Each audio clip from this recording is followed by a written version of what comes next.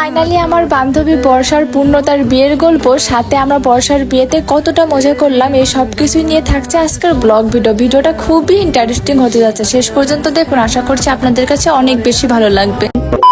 Hello guys, welcome to my Tanjin Mishti daily blog. I hope আপনারা সবাই ভালো আছেন। আলহামদুলিল্লাহ, আপনাদের দোয়াই ও ভালোবাসায় আমি অনেক ভালো আছি। মূল ভিডিওটা শুরু করার আগে বলে রাখি, আপনি যদি আমার পেজের নতুন সদস্য হয়ে থাকেন তাহলে আমার পরবর্তী ভিডিও দেখার জন্য অবশ্যই আমার পেজটিকে ফলো করে পেজটির পাশে থাকবেন। ধন্যবাদ। আপনারা যারা বর্ষার গায়ে হলুদের ভিডিও দেখছেন তারা তো অবশ্যই জানেন যে বর্ষাদের বাসায় আমি গায়ে হলুদের দিন রাত্রের বেলা ছিলাম। তো সকাল সকাল আমি আর বর্ষা ঘুম থেকে উঠে পড়লাম, আর এখন আমরা খাওয়া দাওয়া করবো, তাই জন্য ডিম ভাজি করতে চলে আসলাম। সকালবেলা আন্টি গরম গরম খিচুড়ি রান্না করছে, তাই ভাবছি যে ডিম পোস্ট হলে আরো বেশি মজা হবে। এই জন্য আমি কোনোভাবে তাড়াতাড়ি করে ডিম পোস্টটাও করে নিলাম। আমার তো সকাল সকাল গরম গরম খিচুড়ি আর ডিম পোস্ট খেতে তো অনেক বেশি মজা লাগে। আমরা খাওয়া দাওয়া শেষ করে দেখি 7:15 বেজে গিয়েছে। তো এখন আমরা দুইজন চলে যাব আশরাফি আপুর বিউটি পার্লারে। তো বর্ষাদের বাসার সামনে থেকে একটা ভেনে উঠে পড়লাম। ভেনে উঠে সকালে সৌন্দর্য উপভোগ করতে করতে যাচ্ছি। অনেকদিন হলো আমি এমন সকালে বের হই না, কিন্তু আজকে সকালে বের হয়েছি। সত্যি বলতে আমার কাছে তো অনেক বেশি ভালো লাগছিল। কিছুক্ষণের মধ্যে আমরা চলে আসলাম গোপালপুর মেন স্ট্যান্ডে। এখান থেকে আমরা এখন চলে আসলাম সোজা আফিফাদের বাসায়। তো আফিফা রেডি হয়ে চলে আসলো, আর এখন আমরা 3 বান্ধবী সোজা চলে আসলাম একটা ফুলের দোকানে। বর্ষা যেহেতু ওর বিয়েতে চুলটা খোপা করে বাঁধবে, তাই ও কিছু গোলাপ কিনে নিল। গোলাপ কেনা শেষ করে আমরা এখন সোজা চলে আসলাম আশরাফি আপুর বিউটি পার্লারে। আমরা 3 বান্ধবী যেহেতু আশরাফি আপুর বিউটি পার্লারে চলে এসেছি, তো এখন বর্ষা আর আফিফাকে রেখে আমি সোজা চলে যাব বাসাতে রেডি হতে। তো আমি কিছুক্ষণের মধ্যে বাসায় চলে আসলাম, আর বাসায় চলে আসার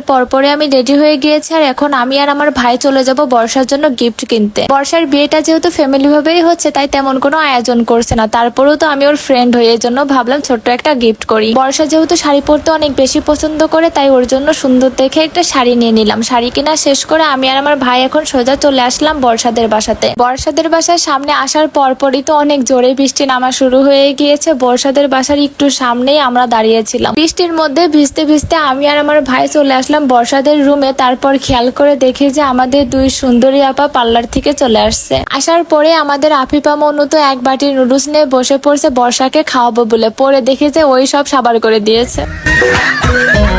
এখন আমি বসে পড়লাম বর্ষাকে খাবার খাওয়াতে, কারণ আমরা দুইজনই অনেক সকালেই খাবার খেয়েছিলাম। আমি যেহেতু মাস্ক পরেছিলাম তাই আর খেতে পারছিলাম না, কিন্তু আমার পাশেই ছিল 2 খাদক। একটা হচ্ছে আমার ভাই আর একটা হচ্ছে আমাদের আফিফা মনু। কি আর করবো, দুইজনে আমার দিকে তাকিয়েছিল, তাই জন্য ওদেরকে আবার খাইয়ে দিলাম। এইদিকে আবার খেয়াল করে দেখে আমাদের বর্ষা শুরুর হুবু হাজবেন্ড চলে এসেছে। ও তোর হাজবেন্ডকে দেখে মহা খুশি হয়ে গিয়েছে। দুলা ভাই আবার আমাদের বর্ষা শুনুর জন্য সুন্দর দেখে একটা নাকফুল নিয়ে এসেছে, তো ওইটা ওকে পরিয়ে দিল। এর মাঝে আবার কাজী সাহেব চলে এসেছে আমাদের বর্ষার বিয়ে পড়ানোর জন্য। 5 লক্ষ টাকা দেনমোহর ধার্য করিয়া তোমার বিবাহ বন্ধনে আবদ্ধ করিলাম। তুমি বলো, আমি কবুল করিলাম।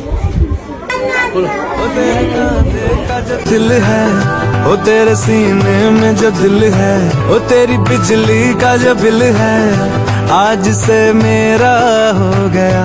আলহামদুলিল্লাহ, বিয়ে পড়ানো যেহেতু হয়ে গেছে, এখন তো খাওয়া দাওয়া করার পালা। তো আমরা সবাই মিলে চলে আসলাম আমাদের দুলো ভাইকে খাবার দিতে। কিছুক্ষণ পর এসে দেখি আমাদের দুলো ভাইয়ের খাওয়া দাওয়া করা একদমই কমপ্লিট। তো এখন আমরা দুলো ভাইকে হাত ধোয়াবো। হাত ধোয়াতে আসার পর দুলো ভাই তো করছে আর এক কাহিনী। দুলো ভাই আমাকে বলছে, তুমি আমার আপু হও, তুমি তো আমার শালি হও না। তো আমি বলছিলাম নো, এখন আমি আপনার শালি হই। দুলা ভাই ও দুলা ভাই, এখানে অনেক বেশি মজা করছিলাম আমরা সবাই মিলে। অবশেষে দুলা ভাই থেকে আমাদের পাওনা টাকাটা নিয়েই ছাড়লাম সবাই মিলে। তারপর আমি এখন বর্ষার বিয়ের খাবার খাওয়া শেষ করে সোজা চলে আসলাম সবাই মিলে বাসরঘর সাজাতে। বাসরঘর সাজাতে এসে দেখি আমাদের বর্ষার সোনু হাঁটুর উপর টাটু দিয়ে বসে আছে, আর এদিকে আমি ভাইয়ের সাথে বলতেছি, এনেন ভাই আপনার জন্য অনেকগুলো গোলাপ। এর মাঝে আমার ড্যার হাজবেন্ড আমাকে কল করলো। তো আমি ওকে বলছিলাম, এই নাও তোমার জন্য একটা গোলাপ, তুমি যদি ফোনের ভিতর থেকে নিতে পারো তাহলেই মনে করবো তুমি আমাকে ভালোবাসো। আমার হাজবেন্ড আমাকে বলতেছে, আমি তো ফুলটা নেওয়ার চেষ্টা করছি কিন্তু হচ্ছে না।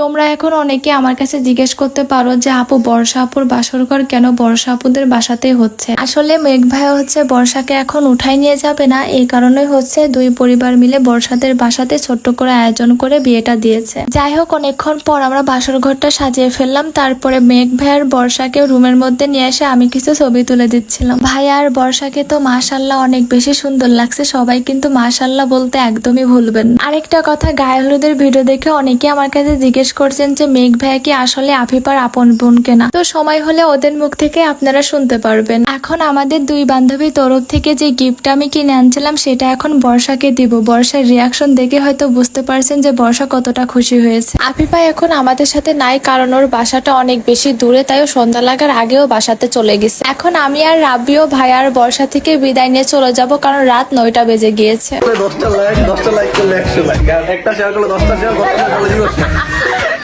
তো আমার দুলা ভাই কি বললো বুঝতে পারছেন? ঝটপট লাইক কমেন্ট আর শেয়ার করে ফেলুন। তো আজকে বর্ষার বিয়ের ব্লগ ভিডিওটা এ পর্যন্ত। যদি বর্ষার বিয়ের ব্লগ ভিডিওটা আপনাদের কাছে ভালো লেগে থাকে তো অবশ্যই একটা লাইক কমেন্ট আর বেশি বেশি করে শেয়ার করে ফেলুন। দেখা হবে নেক্সট কোনো ভিডিওতে। ততক্ষণ ভালো থাকবেন, সুস্থ থাকবেন। আল্লাহ হাফেজ। Thanks for watching my video.